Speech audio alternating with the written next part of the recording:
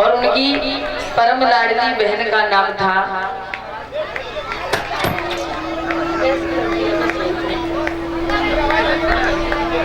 महाराज। उन दोनों भाइयों की एक बहन थी जिसका नाम था मित्रवृंदा। आज भगवान का 5वां विवाह मित्रवृंदा के साथ हो जाता है।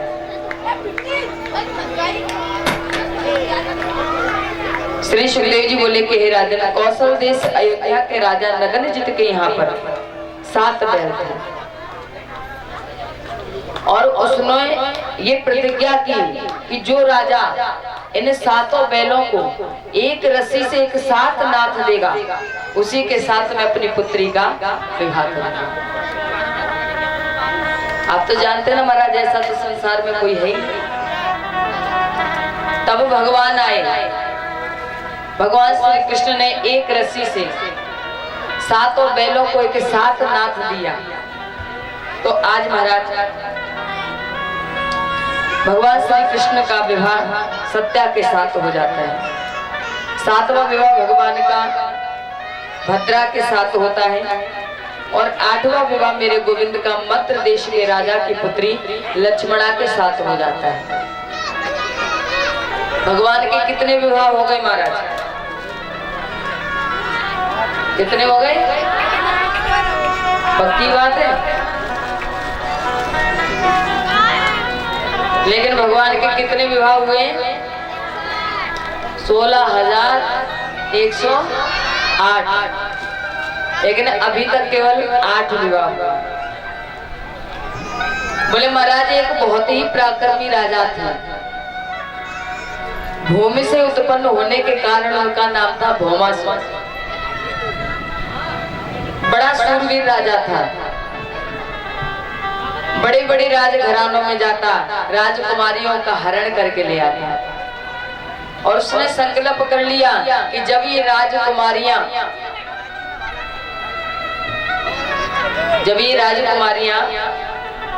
20,000 हो जाएंगी तो मैं इन सभी राजकुमारियों के साथ एक साथ विवाह कर लूंगा। अभी तक भौमासुर ने अपने यहाँ पर 16,100 राजकुमारियों को बंदी बना लिया है। श्री सुखदेव जी बोले कि हे राजा, उसी समय भौमासुर ने देवताओं की मणि छीनकर सार्वभौम सम्राट की पदवी प्राप्त की। सभी देवता द्वारका में पहुंचे। बोले प्रभु बचा लीजिए, भौमासुर के अत्याचार से हम बहुत दुखी हो गए। तब भगवान भौमासुर के यहाँ पर गए, भौमासुर के साथ युद्ध किया और आज भगवान ने भौमासुर का उद्धार कर दिया और उन सभी राजकुमारियों को भगवान ने बंधन मुक्त किया। उसके बाद भगवान श्री कृष्ण ने उन सभी राजकुमारियों के साथ विवाह कर लिया। महाराज इसी प्रकार से भगवान के 16,108 विवाह हुए। कुछ भक्त कहते हैं कि भगवान ने जब राजकुमारियों को बंधन मुक्त किया तो क्या भगवान उनको उनके घर पर छोड़ करके नहीं आ सकते थे? ऐसा भी तो कर सकते थे।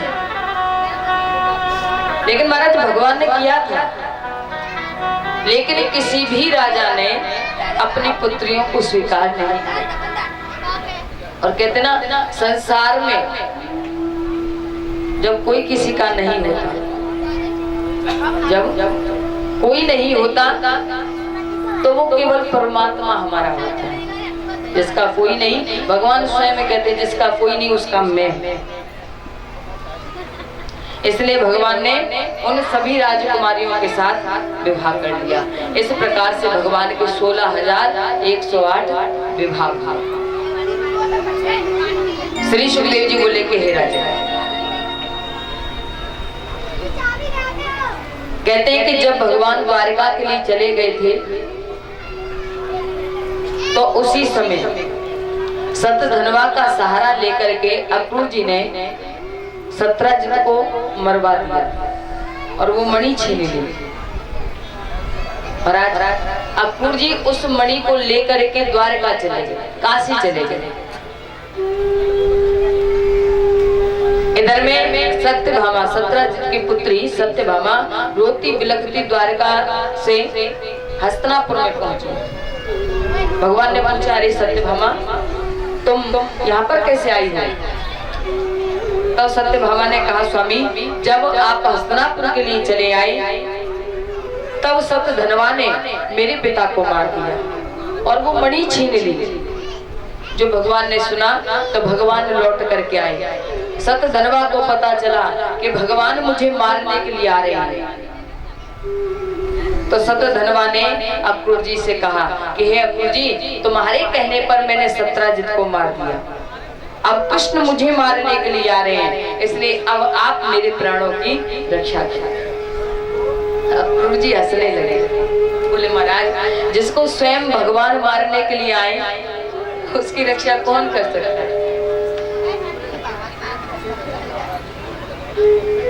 त्रेता युग में जब पुल बनाया गया, बानर भालू सभी पत्थरों पर राम लिख करके, राम नाम लिख करके समुद्र में फेंक रहे। सभी पत्थर तैरने लगे। राम जी ने मन में सोचा, राम जी दूर से खड़े होकर के देख रहे हैं। राम जी ने सोचा कि जब मेरे नाम में इतनी शक्ति है तो मेरे हाथों में कितनी शक्ति होगी। राम जी ने एक पत्थर उठाया और उस पर अपना नाम नहीं लिखा। पत्थर उठा करके ऐसे ही उसको समुद्र में फेंक दिया और जैसे ही पत्थर समुद्र में गिरा पत्थर डूब गया। राम जी उदास हो गए। हनुमान जी आए। हनुमान जी ने पूछा, अरे प्रभु आप इतने उदास बैठे हो क्यों, क्या बात है? राम जी ने कहा, हनुमान मेरी एक बात समझ में नहीं आई। बोले क्या प्रभु? राम जी बोले कि ये सभी वानर भालू पत्थर पर मेरा नाम लिख करके समुद्र में फेंक रहे हैं। केवल मेरे नाम के प्रताप से ये पत्थर पानी में तैर रहे हैं, लेकिन जब मैंने अपने हाथ से स्वयं एक पत्थर उठा करके फेंका तो हनुमान वो पत्थर डूब क्यों गया? हनुमान जी कहते हैं, प्रभु बस इतनी सी बात है। हनुमान जी ने कहा, प्रभु जिसको आप स्वयं अपने हाथों से फेंक दें। हनुमान जी कह रहे हैं, प्रभु जिसको आप स्वयं अपने हाथों से फेंक दें उसको तो डूबना ही है, उसको कोई नहीं बचा सकता। यही बात अक्रूर जी कह रहे हैं, सत्यधनवा साक्षात कृष्ण तुमको मारने के लिए आ रहे हैं, भला मैं तुम्हें कैसे बचा सकता हूँ? सत्यधनवा ने वो सैमंतक मणि अक्रूर जी को दी और वहां से भागने लगा। भगवान कन्हैया आए और अपने सुदर्शन चक्र का स्मरण कर सत्यधनवा का सर धड़ से अलग कर दिया। लेकिन मणि सत्यधनवा के पास भी नहीं मिली। पता चला कि मणि को अक्रूर जी काशी लेकर के चले गए। भगवान के कहने पर अक्रूर जी लौट करके आए। भगवान ने कहा कि हे अक्रूर जी, जो सैमंतक मणि भागते समय सत्यधनवा ने आपको दी थी वो मणि आप सभी यदुवंशियों को दिखा दो, क्योंकि उसकी चोरी का कलंक मेरे सर पर लगा है। महाराज भगवान के कहने पर आज उन्होंने वो मणि निकाल करके सभी यदुवंशियों को दिखा दी और आज इस प्रकार से भगवान के सर से मणि का कलंक समाप्त हुआ। कहते महाराज वो तो भगवान थे इसलिए मणि का कलंक समाप्त हो गया, लेकिन हम और आप इंसान हैं, जो एक बार कलंक लग जाता है ना,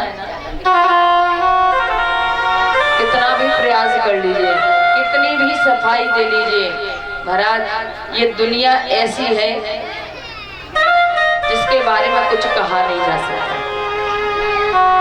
आप अच्छा करोगे तो भी ये दुनिया बोलेगी, आप बुरा करेंगे तो भी ये दुनिया बोलेगी। यदि यदि हम ज्यादा भजन पूजा पाठ करेंगे तो क्या कहेगी दुनिया, अरे कोई पूजा पाठ नहीं करता, ढोंग बना रखा है फालतू का। भला इतने घंटे कोई पूजा करता है, वो भी आज के इस कलयुग में। बोले महाराज यदि पूजा नहीं करते हैं तो पता है क्या कहते हैं, अरे बड़ा नास्तिक बना फिरता है, 1 मिनट भगवान का नाम नहीं लेता। बताइए, नाम ले रहे हैं तो भी परेशानी है और नाम नहीं ले रहे हैं तो भी परेशानी है। परेशानी दोनों तरफ से है।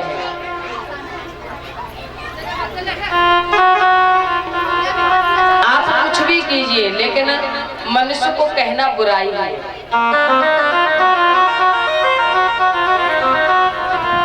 इसलिए अपने जीवन में याद रखिए, जहाँ तक बने, जब तक जीवित हैं तब तक अच्छा करिए,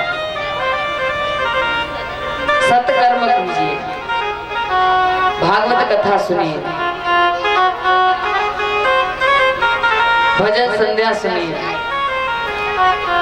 जितने भी धर्म कार्य हैं इस पृथ्वी पर वो सारे कीजिए, लेकिन अधर्म का कार्य एक भी मत कीजिए। यदि किया तो विचार कीजिए, जब हम इतने अच्छे काम करते हैं तब तो व्यक्ति उंगली उठा देता है, और जब बुरा करेंगे तो महाराज क्या होगा,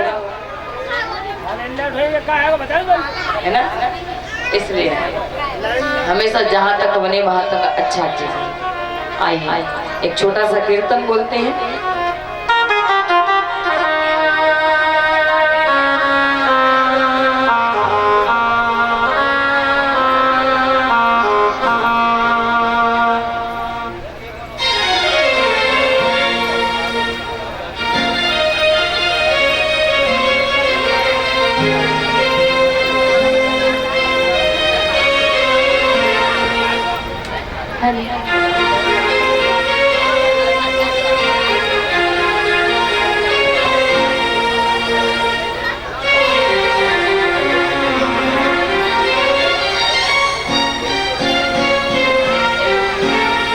और महाराज जहाँ तक बने अपने जीवन में संतों की सेवा कीजिए, क्योंकि कहते हैं कि संत समागम हरि कथा तुलसी दुर्लभ दूर, सुत दारा और लक्ष्मी पापी के भी हो। मनुष्य को इस संसार में जन्म लेने के बाद सब कुछ मिल सकता है, लेकिन कहते हैं भगवान की कथा और संतों का सत्संग, संतों के दर्शन बड़े भाग्य से मिलते हैं। और जहाँ संतों का आगमन हो गया महाराज, वहाँ पर समझ लीजिए कि सारे तीर्थ आकर के वास करते हैं।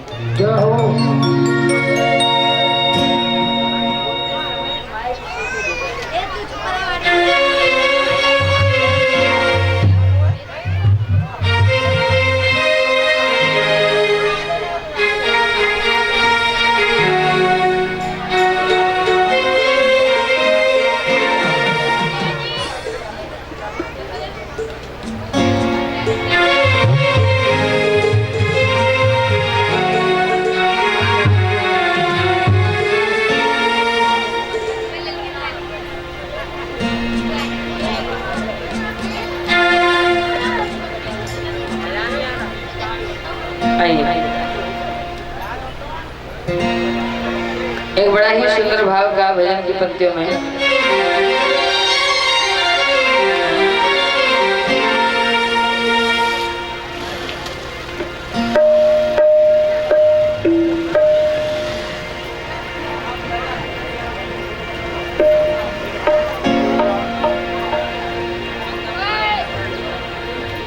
क्योंकि कहते हैं कि दुनिया से एक दिन जाना होगा,